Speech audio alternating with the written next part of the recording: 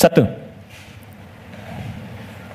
sunnah pertama, selesai menunaikan salat itu istighfar. Dari kalimat astagfirullah. Apa itu istighfar? Istighfar itu gini, asalnya katanya ghafara, ghain, fa, kemudian ra, ditambah ista. Setiap ada ista artinya minta. Ghafara itu mengampuni, ghufran ampunan, istighfar minta ampun. Minta ampun. Di dalam Al-Quran, kalimat ghafara dan turunannya disandingkan dengan dosa. Dosa. Ya, turunan dari ghafara, ghafir. Ya, Quran surah 40 ayat 3. Ghafiridz dzambi wa qabilit taubi. Dari ghafir ada ghaffar, ghaffar. Quran surat Nuh ayat ke-10. Faqultu astaghfiru rabbakum innahu kana ghaffara. Dari situ ada ghafur. Pernah dengar kata ghafur? Innahu huwal ghafurur rahim. Ada ghafir, ada ghaffar, ada ghafur. Semuanya menunjuk pada nama Allah yang mengampuni orang berdosa dengan semua tingkatan yang berbeda-beda. Kalau dosanya relatif kecil, tapi maaf, sekecil-kecilnya dosa juga. Kalau dosanya relatif kecil, ghafir. Agak menengah, ghaffar. Maaf, semakin terkumpul, ghafur diturunkan. Sampai manusia dipaksa, sebanyak apa sih dosamu? Kalau aku sudah turunkan nama yang paling tinggi untuk mengampuni semua dosa, dan engkau belum taubat juga, berarti bukan aku yang salah, kata Allah. Kamunya yang gak pengen berubah. Jadi, teman-teman, mohon maaf ya, justru nama-nama ini menunjukkan kepada kita, Allah membuka jalan, peluang pada setiap orang untuk berubah jadi baik. Gak ada manusia yang sempurna.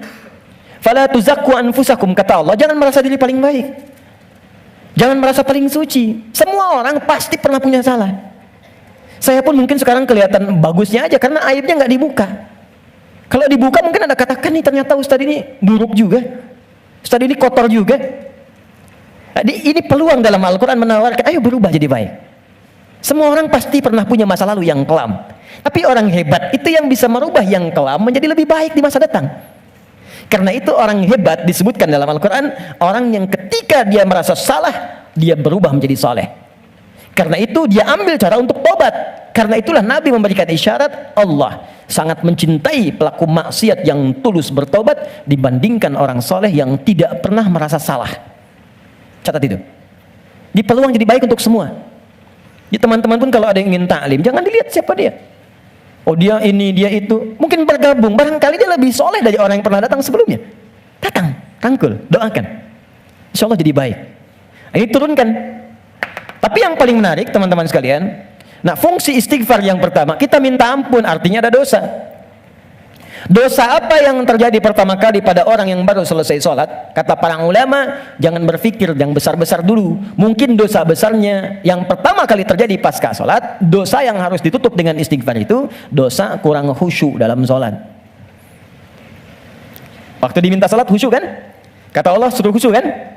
Wasta'inu bisabri wassalah wa innaha lakabiratun illa 'alal khasyin. Ayo salat, salat yang khusyuk. Hafidhu 'ala salati wa salatil wusta wa qumu lillahi qanitin. Quran surah kedua ayat 238. Kata Allah kalau kamu salat yang khusyuk ya. Tapi berapa banyak dari sekian salat yang khusyuk? Bahkan baru takbir sudah kurang khusyuk. Allahu akbar, katanya Allah yang akbar. Katanya Allah yang besar. Tapi kok tiba-tiba pekerjaan jadi besar? Update status jadi besar. Ya. Media sosial jadi besar, kendaraan jadi besar. Allahu Akbar ingat mobil, Allahu Akbar ingat IG, Allahu Akbar ingat Facebook. Berarti kan sudah keluar dari konten kekhusyuan, kan? Nah, kita bisa tutupi. Jadi yang kurang-kurang dalam salat itu, salah satunya diampuni oleh Allah kekurangan itu dengan istighfar. Jadi istighfar yang pertama kita lakukan bisa menutup kekurangan-kekurangan dalam salat yang kita kerjakan. Jadi kalau ada yang kurang khusyuk dalam sholat, selesai itu dengan istighfar kita. Astagfirullah, astagfirullah, astagfirullah. Paham sampai sini? Oke, satu. Dua, bagaimana bacaannya?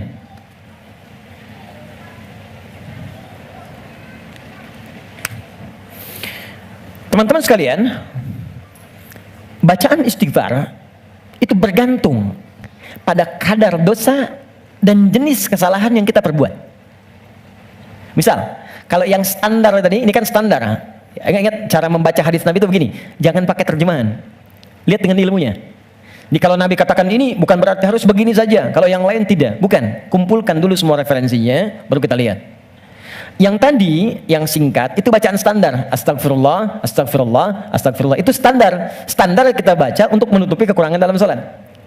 Tapi kalau kita ingin memohon kepada Allah dengan istighfar itu real, nyata, menggugurkan dosa yang kita kerjakan, maka coba oleh antum diingat dulu, punya jenis dosa apa yang kita kerjakan dalam kehidupan. Ya, saya beri contoh 3 dalam Al-Quran. Sebenarnya nggak terlampau banyak ya. Dosa standar. Dosa standar. Apa dosa standar itu? Ya standarnya memang sering berdosa. Contoh, mata fungsinya apa? Oh kan? Lupa kan? Oh, kalau sudah lupa suka nggak ingat memang. Mata itu untuk kita bukan melihat, tapi melihat yang baik-baik. Ingat, melihat yang baik-baik. Teruskan kalimatnya. Kalau melihat saja, semua dilihat. Tapi ketika Anda ikutkan melihat yang baik, berarti ada yang boleh dilihat, ada yang tak boleh dilihat. Yang baik itu yang dilihat. Ketika mata melihat yang tak baik, berarti salah. Kalau salah, berpeluang dosa. Gambar tak baik, nggak boleh dilihat. Tayangan tak baik, nggak boleh dilihat. Digi, maaf sekali kalau kurang menyenangkan kalimatnya, tapi karena saya sayang dengan Anda. Saya sayang, saya khawatir nggak bisa berjumpa di suatu saat nanti. Dan saya nggak tahu saya pun di mana. Tapi karena saya sayang pada Anda, saya sampaikan kalimat ini. Kalau dipandang saya nggak boleh, apalagi dilakukan? Maka jangan jadi pelakunya. Melihat aurat orang saja yang tampaknya nampak, nggak boleh dilihat, terus Anda jadi pelakunya. Jadi bintangnya gitu. Maka berapa banyak dosa Anda kumpulkan dari situ? Jadi ketika mata saja, ini kan mata peluang melihat yang tak baiknya banyak. Ya Anda keluar dari sini, Videotron muncul. Jangankan keluar, buka handphone ada gambar, WhatsApp ada iklan. Anda lihat status, yang lihat status istri orang. Terus sebaliknya. Ya, salah? Tidak. Tapi kalau syahwat datang, jadi keliru. Salah bicara. Coba tunjukkan pada saya. Sampai jam sekarang saja, teman-teman, jam 11 ini, berapa kali mata salah lihat? Telinga salah dengar. Pikiran salah menangkap. Lisan salah bicara. Sampai ujung kaki. Maka untuk menutup itu, ada zikir standar yang kalau dibacakan, kita memohon kepada Allah, lisan yang salah tempat, mata yang salah tempat, telinga yang salah fungsi bisa ditutup oleh Allah dosa-dosanya. Salah menempatkan sesuatu disebut dengan zalim namanya. Zalim itu keliru menempatkan sesuatu bukan pada tempatnya. Gelas untuk minum, gayung untuk mandi. Ada orang mandi pakai gelas, minum pakai gayung. Zalim.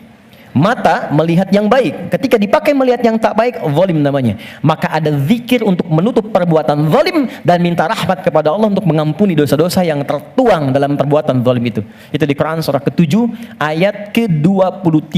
Dan zikir itu sudah diajarkan oleh Nabi Adam sejak pertama turun dari surga ke bumi.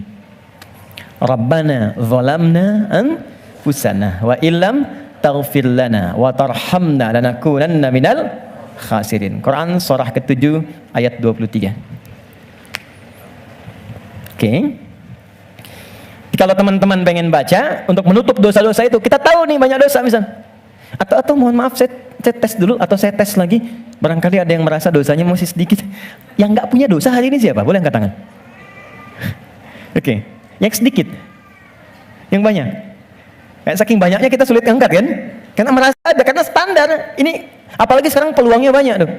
Saya barusan protes tuh di pagi tadi. Saya mengingatkan pada media-media. Kenapa sih sekarang banyak menampilkan yang buruk-buruk tayangannya? Sehingga jadi tutorial maksiat gitu. Sekarang maksiat tuh ada tutorialnya. Coba, Allahu Akbar. Saya di jalan aja mau ke sini, buka berita isinya pembunuhan, perampokan, gini itu. Apa nggak ada yang baik-baik diberitakan? Orang itu kan apa yang diberitakan, pasti itu yang dilihat. Jadi kalau Anda membuat tayangan bagus, punya dilihat juga. Jadi kalau bisa bikin yang soleh, kenapa membuat yang salah? Kalau bisa membuat yang baik, teman-teman nih ya, misal Anda nih ikut project, bekerja di situ. Jadi kalau Anda semuanya kompak kerjakan yang baik, kan ikut kok semuanya. Siapa mau mainkan yang buruk-buruk? Jadi kalau kita bisa mengerjakan yang mulia, kenapa harus mencari sesuatu yang tidak baik? Nah, sekarang kita sendiri ketika mengerjakan diingat, ini baru hari ini. Belum sebelumnya. Di begitu kita ingat, kita ingin tutupi, mohon izin, saya mungkin kalimatnya kurang menyenangkan. Setiap kita akan yakin akan meninggal. Pasti akan wafat. Pasti. Teman-teman pernah ingat gak? Kita mengaji dari tahun berapa? Sampai sekarang. Coba hitung satu-satu di antara kita. Apakah ada yang selama kita awal mengaji masih ada orangnya sekarang? Mungkin sebagian sudah nggak ada. Mungkin kita sholatkan sama-sama bahkan. Atau kalau bukan dia, kerabatnya yang pulang duluan. Dan kita akan menyusul. Dan kita yakin suatu saat kita akan disolat, kita akan pulang. Nah sekarang kita yakin kita akan wafat, tapi kita nggak punya bekal untuk pulang. Anda mudik bulan Ramadan aja, ke Idul Fitri, Anda nggak punya bekal, kan nggak berani mudik Anda. Kenapa nggak mudik Pak? Nggak ada bekal. Sekarang kita mau kembali kepada Allah dan Anda merasa, kita merasa kurang bekal. Bagaimana cara kita pulang? Maka yang standar tadi kita perbaiki. Maaf. Kan tidak ada aibnya kita istighfar. Jadi baik itu salahnya apa sih? Mata kan sama-sama melihat juga. Telinga sama dengar juga. Jadi kalau kita bisa mendengar yang baik, kenapa harus mengerjakan yang tidak baik? Maka kita koreksi. Kita bacakan. Rabbana zalamna anfus. Ya Allah, kami selama ini salah. Anfus itu diri. Saya salah menempatkan tubuh saya. Saya mengakui mata saya salah lihat. Saya mengakui telinga saya salah dengar. Sampai ke kaki saya, ya Allah. Saya mengakui itu semua. Wa illam taghfir lana ghafar. Dan saya mohon ya Allah, kalau kau nggak ampuni dosa aku ini saat ini, wa tarhamna, nggak rahmati aku, nggak sayangi aku dengan ampunanmu, lanakunanna minal khasirin. Aku takut kalau pulang aku rugi. Aku takut kalau wafat sekarang terus aku masih banyak. Itu minta. Ini yang pertama. Maka dari itu, Anda boleh bacakan itu. Kalau standar tadi, astagfirullah, astagfirullah, astagfirullah. Jadi yang dimaksud baca astagfirullah itu yang standar. Untuk menutup yang salat. Jadi kalau Anda sudah bacakan itu astagfirullah, astagfirullah, astagfirullah, kemudian Anda ingin spesifik mengoreksi diri Anda, Rabbana zalamna anfusana wa illam taghfir lana wa tarhamna lanakunanna minal khasirin. Paham? Satu. Dua, saya beri contoh yang lain.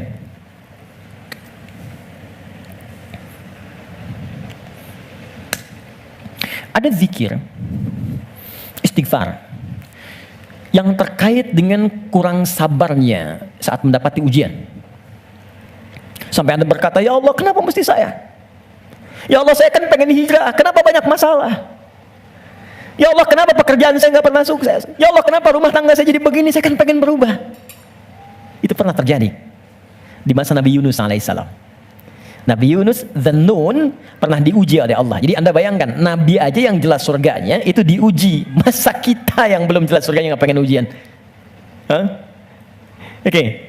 Jadi teman-teman sekalian, kita kembalikan Quran surah ke-21 ayat 87 sampai 88. Wa dhannuni idh dhahaba mughadiban wa dhanna an lan naqdir alayhi. Dan aku perkenalkan, kata Allah, aku buka kisah Dzannun, Yunus alaihissalam. Ya, aku tugaskan. Jadi Yunus punya tugas alaihissalam berdinas di bumi sebagai rasul. Tantangannya nggak mudah. Maaf ya. Ada yang kemudian mencela, ada yang menghina, ada yang menghujat, sampai naik ke kapal, sampai dilempar ke laut, sampai ditelan ikan paus. Puncaknya. Sampai puncaknya. Saya mau tanya pada Anda, kalau ditelan ikan paus, kira-kira pengap atau tidak? Sudah pernah masuk? Gelap ya? Kita bayangkan, gelap, pengap, sulit kan? Tapi, yang ingin saya katakan begini. Nabi Yunus pada saat itu muncul sisi kemanusiaannya. Keluar kalimat begini, ya Allah, kapan kau tolong saya? Tuh. Idzaba mughadiban fa dhanna an lan naqdir alaihi. Dia kira kami enggak akan tolong. Dia berkata, ya Allah, kapan tolong saya? Kemanusiaannya. Cuman karena beliau nabi dan rasul, punya sifat ma'sum, maka diturunkanlah bimbingan oleh Allah untuk menjaga beliau supaya terbebas dari kesalahan. Dijaga. Itu sifat ma'sum dari nabi dan rasul. Maka kami turunkan zikir kepadanya untuk mengatakan, kamu jangan mengeluh. Ini ujian. Maka diajarkan zikir oleh Allah untuk mengentaskan keluh kesahnya. Setelah keluh kesah hilang, maka semua kenikmatan didatangkan kepadanya. Tapi yang paling menarik, di ujung ayatnya ditutup, akan ada orang beriman melakukan keluhan yang sama di masa depan. Walaupun gak masuk ke perut ikan paus. Makanya kalimat Allah ketika membebaskan Nabi Yunus dari perut ikan paus setelah berzikir itu, kalimatnya fastajabna lahu fanajjainahu minal ghamb. Kami cepat jawab doanya. Jadi begitu berzikir, dikabulkan oleh Allah, ditutup semua dosa-dosanya. Dosa mengeluh ditutup, dosa seakan menyalahkan Allah ditutup. Ketika ditutup, kami selamatkan dari kesulitannya, kami limpahkan rezeki yang pernah dirasakan oleh ia sebelumnya, bahkan lebih. Tapi belum selesai ayatnya. Wa kadzalika nunjil mu'minin. Demikian pula kalau ada orang beriman tanpa batas di masa depan, umat siapapun ia, mengeluhkan peristiwa serupa, kalau dia melakukan zikirnya, aku lepaskan dari kesulitan yang menghimpit, aku berikan kebahagiaan tanpa batas. Saya tanya pada Anda, pernah nggak ada yang mengeluhkan ujian Allah dalam pekerjaan misalnya? Di rumah tangga, ya Allah kenapa mesti saya? Ya Allah why me? Kata Allah why not? Ya Allah kapan ini berakhir? Sebentar lagi. Ya Allah, ya Allah, ya Allah kenapa saya? Ya Allah saya kan pengen baik. Udah pengen hijrah bagus, datang ke masjid tampilan bagus, sendal paling bagus, pulang hilang sendal. Ya, ada aja gitu kan? Dan kita menuntut. Ya kata Allah tuh, kamu ini bagaimana? Nabi dulu aja diuji. Tapi Allah turunkan zikir untuk menghilangkan itu semua. Sebelum sampai pada zikirnya, teman-teman sekalian, Allah turunkan standar menghadapi ujian semacam ini. Ini pernah saya sampaikan sebelumnya. Jadi untuk menguatkan teman-teman dan saya, serta kita semua, ini standar ujian tuh begini. Dan banyak kata Allah gagal melewati ujian itu bukan karena kurang pintar, tapi nggak belajar cara melewatinya. Saya bikin persamaan sebentar ya. Di situ aja, nggak apa, nggak. Saya tahu mana yang saya harus dihapus. Mana coba? Nah, saya tunjukin. Antum di situ dulu, lihat dulu. Ya, saya tunjukin ya. Bismillah. Karena antum yang orang pertama saya tes nanti. Insya Allah. Yang ini dulu. Ini tidak. Jazakallah khair. Kalau mau dipegang, boleh. Pegang dulu aja. Lihat sini. Saya bikin persamaan begini. Saya tanya dulu. Mau masuk surga? Masya Allah, alhamdulillah, surga punya persamaan. Mau dekat dengan Allah? Alhamdulillah, masya Allah, dekat dengan Allah. Baik. Mau dapat ujian? Kok jadi lemas? Mau punya masalah nggak? Enggak. Maaf ya, cuman sayang persamaannya tertulis demikian. Surga dekat dengan Allah, ternyata kuncinya disebut dengan sabar. Kuncinya apa? Sabar. Ketika seorang masuk surga, maka kalimat pertama dari malaikat ucapannya selamat karena Anda punya kunci sabar untuk masuk ke sini. Itu di Quran surah ke-13 ayat 24. Salamun alaikum bima sabartum fa ni'ma uqbaddar. Selamat Anda sabar. Karena punya sabar, Anda bisa menikmati segala kenikmatan yang telah dipaparkan di surga ini. Yang ingin dekat dengan Allah, ternyata kuncinya pun serupa, sabar. Dalilnya Quran, surah kedua, ayat 153. Innallaha ma'as sabirin. Allah bersama orang-orang sabar. Di saya membuat persamaan begini, surga sama dengan dekat dengan Allah, sama dengan sabar. Sekarang, persamaan sabar dalam Al-Quran, sabar bersanding lurus dengan ujian. Dengan masalah. Ujian. Masalah. Dalilnya Quran surah kedua ayat 155 paling kiri sebelah atas. Wala nabluwannakum bisyai. Kami akan uji siapapun yang hidup. Jadi sepanjang hidup pasti akan mengalami ujian. Kalau persamaan berikutnya, ujian sama dengan hidup. Jadi kalau kita baca persamaan secara terbalik, orang hidup pasti mendapat ujian. Persamaan terbaliknya, orang yang tidak ingin dapat ujian sama dengan tidak ingin hidup. Nah, sekarang saya tanya lagi, siapa yang tidak ingin punya masalah? Boleh angkat tangan? Terus Anda maunya apa? Oke, sekarang lihat kembali, fokus baik-baik. Lihat sini. Jadi setiap orang hidup pasti diuji. Kalau nggak hidup, baru nggak dapat ujian. Sepanjang hidup itu pasti ada masalah. Anda berpikir nggak pengen punya masalah pun itu sebetulnya masalah. Setiap kita pasti punya masalah. Saya pun di sini sedang menghadapi masalah. Seperti Anda pun belajar dengan saya sedang menggali persoalan. Nah sekarang saya keluarkan persamaan ini. Di matematika kan begini kan, A sama dengan B sama dengan C sama dengan D. Maka A sama dengan B, A sama dengan C kan? B juga sama dengan C, C sama dengan D. Kita turunkan ini. Surga sama dengan dekat dengan Allah, sama dengan sabar, sama dengan ujian. Maka kalau kita turunkan, orang yang mau pengen ke surga sama dengan ujian. Pengen dekat dengan Allah sama dengan ujian. Pengen sabar sama dengan ujian. Jadi kalau Anda ingin mendapatkan surga, pasti dapat ujian. Karena surga itu kunci untuk mendapatkan nikmat Allah. Dan untuk mendapat nikmat Allah, sabar. Untuk sabar, ada ujian. Jadi ujian itu kunci untuk ke surga. Ujian itu kunci untuk dekat dengan Allah. Jadi makanya berbahagialah ketika sedang punya masalah. Artinya itu mendekatkan Anda untuk dekat dengan Allah. Coba ibu kalau nggak diuji dengan perilaku suami yang kurang menyenangkan, ibu nggak akan mungkin nikmat tahajud malam hari minta sampai berderai air mata. Kenapa jadi ketawa? Antum kalau nggak diuji dengan ujian pekerjaan, nggak akan nikmat antum puasa. Bukankah tahajud datang saat pekerjaan mulai macet? Saat akhir bulan uang belanja belum keluar? Baru kan mulai, ya Allah. Terus puasa, terus baca Quran. Di kadang-kadang ujian itu muncul supaya kita bisa menikmati kedekatan dengan Allah. Di ketika Anda mengatakan, ya Allah, aku ingin ke surga Firdaus. Baik, nih ujian. Ini masalah. Cuman supaya gampang mengatasi itu, diturunkanlah fikihnya, muncul caranya. Bagaimana supaya ringan menghadapi ini? Jadi bukan gelar yang dibutuhkan di sini, pelajaran. Anda nggak belajar, nggak lulus ujian. Sekarang ini ada ujian kehidupan, nggak dipelajari, status Anda setinggi apapun gagal. Bagaimana rumusnya? Sebelum kita ke kalimat yang kita akan bacakan, maka turunan di Al-Quran. Ada 3 rumus. Pertama, kalau Anda sedang menghadapi masalah, kalau tidak ingin rumit, baik di kantor, di rumah, dimanapun, pertama kata Allah berlaku Quran surah kedua ayat 286. La yukallifullahu nafsan illa. Ini nih rumusnya. Prinsip pertama, tolong tanamkan dalam jiwa kita.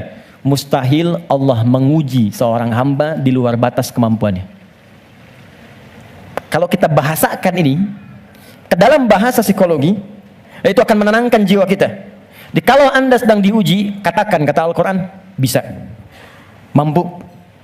Karena mustahil Allah menguji kalau Anda nggak mampu. Teman-teman maaf ya, yang mampu itu Anda, bukan saya. Ketika Anda punya masalah sebesar apapun sekarang, Anda mampu, saya tidak. Karena itu Anda yang diuji, bukan saya. Allah menilai Anda mampu. Kenapa Anda pesimis? Allah menciptakan kita mengatakan Anda mampu. Kenapa kita yang diciptakan pesimis? Nikmati saja, katakan pasti bisa. Mampu saya. Kita yang punya ayatnya, orang Jepang yang praktekkan. Bahkan dia bikin benteng Takeshi. Kamu bisa, kamu bisa, kamu bisa. Hanya untuk menaklukkan Takeshi. Kita punya, saya senang baca ya, senang baca dulu lihat. Nonton tidak. Cuma saya senang lihat baca apa gitu kan. Baca saya tahu. Son Goku, musuhnya Piccolo, penulisnya Suzuki Watanabe, saya tahu itu. Ya. Jadi tapi bacaan saja ya. Liverpool kalah 2-0 sama Chelsea, saya tahu nih. Nah, balik sini. Kembali ke awal tadi. Jadi ya itulah ujian. Kita mampu. Yang kedua, rumus kedua, Quran surah kedua Al-Baqarah di pertengahan ayat. Ya, yuridullahu bikumul yusra wala yuridu bikumul usra. Paling gampang al-insyirah, inna ma'al usri. Itu secara psikologis itu akan menguatkan kita. Dikata Allah, kalau engkau sedang punya masalah, katakan pada dirimu, pasti mudah. Pasti ada solusinya. Kalau diri kita begitu, itu akan ringan menghadapinya. Maaf ya, dibandingkan Anda menulis status, nggak akan selesai. Ternyata kamu tidak seperti yang aku kira. Capek. Udah aja, pasti selesai, pasti bisa. Nah sekarang persoalannya, cara kita mengatasinya, ikhtiarnya bagaimana sekarang? Nah supaya kuat, maka kadang-kadang ada tindakan yang keliru. Kadang mengeluh, kadang curhat nggak jelas, kadang cerita ke orang, alih-alih kemudian kita mengadu kepada Allah, atau puncaknya malah menyalahkan Tuhan. Maka diturunkanlah oleh Allah sebuah zikir lewat lisan Nabi Yunus alaihissalam, yang kalau dibacakan seketika Allah tenangkan keadaan jiwa, dibuang keluh kesah, dan langsung diberikan jalan terbaik untuk mendapatkan nikmat yang diharapkan. Apa bentuk zikirnya? Quran surah ke-21 ayat 77-nya. Wa nada fil zulumati alla ilaha illa anta subhanaka inni kuntu minadh. Itu zikirnya. La ilaha illa anta subhanaka inni kuntu minadh zalimin. La ilaha illa anta subhanaka inni kuntu minadh zalimin. Ini umum. Bisa di jabatan mungkin kurang menyenangkan, bisa di harta benda, bisa di persoalan. Nabi Yunus kan belum menjabat sebagai rasul, cuma dikerjai oleh orang, dilempar ke perut ikan paus sampai keluar. Bahasa Qur'annya, wa kadzalika nunjil mu'minin. Kalau ada orang beriman berzikir seperti sama yang dikerjakan oleh Yunus, kami selamatkan ia seperti kami selamatkan Yunus alaihissalam. Boleh dikerjakan pasca salat. Langsung perintahnya di Al-Quran. Jadi kalau secara pribadi bacakan Rabbana zalamna anfusana, zikir terkait tadi bacakan ini. Bonusnya ada juga kan penyakit yang suka memvonis diri. Ya Allah, aku kok malah sakit begini? Kenapa mesti aku yang sering tahajud, sering puasa? Kenapa begini? Lakukan zikir Nabi Ayub alaihissalam. Bukan hanya diberikan ketenangan pada jiwa, bahkan diberikan kesembuhan. Diberikan kesembuhan. Saya berani mengatakan ini karena saya coba praktekkan di kalangan teman-teman spesifik. Dan hasilnya 100%. 100%. Ini ada saudara kita yang sedang ikut karantina dari Goa. cukup jauh, Makassar ke sana. 30 orang. Rata-rata di atas 50 tahun. 53, 57, sekian. Sekaligus pendidikan imam. Sekarang di Sukabumi. Ada di antara mereka yang matanya satu nggak ngelihat. Satu. Coba saya sampaikan pesan Al-Quran ini, saya datang, saya kunjungi ke sana, saya sampaikan, begini cara menghafal, Anda bacakan doa ini sebelum menghafal ini, setelah menghafal ini. Kalau ada hajat khusus, cari di Al-Quran. Saya tunjukkan beberapanya. Tahu apa yang terjadi? 2-3 hari ke belakang saya dapat berita, ternyata yang nggak melihat ini, hari pertama, kedua, ke-13, ke-14, ke-15, tiba-tiba remang-remang melihatannya. Begitu masuk hari selanjutnya, dia buka kamar mandi, masih pakai handuk, langsung ada cahaya. Ini nyata. Kelihatan semua benda yang di situ. Bisa melihat kembali. Dia keluar seketika, dia langsung sujud. Bersyukur kepada Allah Subhanahu wa ta'ala. Ini kisah nyata, saya tidak mengarang. Nanti mungkin sebentar lagi ke depan akan kita sampaikan untuk share kepada yang lain. Ada kemuliaan. Jadi kalau makhluk mengatakan mustahil, itu tanda dari Khalik, tinggalkan makhluk, minta pada Allah. Nah, ada zikir Nabi Ayyub alaihissalam untuk menghilangkan keluh kesah ketika sakit. Itu di Quran surah ke-21 ayat 83 sampai 84. 84 jawabannya. Wa ayyuba idz nada rabbahu, zikirnya anni massaniya dhurru wa anta arhamur rahimin. Allahumma anni massaniya dhurru wa anta arhamur rahimin. Ya Allah, penyakit ini sudah mengganggu saya, melukai saya, sedangkan Kau yang paling sayang kepada saya. Kalau yang paling sayang saja tidak menyembuhkan saya, kepada siapa lagi saya mesti meminta? Oke, jadi itu ya. Itu zikir pasca salat. Kalau ingin standar, silakan. Astagfirullah, astagfirullah, astagfirullah. Allahumma antas salam, minkas salam, tabarakta ya dzal jalali wal ikram. Kalau ada kebutuhan tertentu, silakan pilih. Ya, sesuai dengan standarnya. Kalau tobat umum dengan ini ingin dipanjangkan, silakan. Astagfirullahal azim, alladzi la ilaha illa huwal hayyul qayyum wa atubu ilaih.